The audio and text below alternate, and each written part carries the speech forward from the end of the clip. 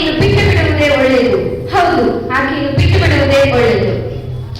ಯೇಸುವನ್ನು ಮಲಗಿರುವಾಗ ದೇವರು ತನ್ನ ಕನಸಿನಲ್ಲಿ ಕಾಣಿಸಿಕೊಂಡನು.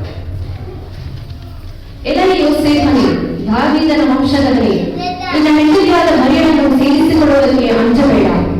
ಆಕೆಯ ಗರ್ಭವು ಪವಿತ್ರಾತ್ಮದಿಂದ ಆದದ್ದು.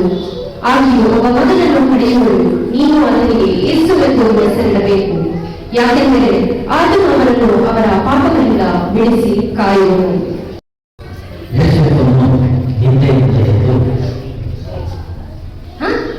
ಎಂತ ಮಾತು, ಎಂತ ಅದ್ಭುತ! ದೇವದೂತನ ಬಂದು ಹೇಳಿದನಲ್ಲ.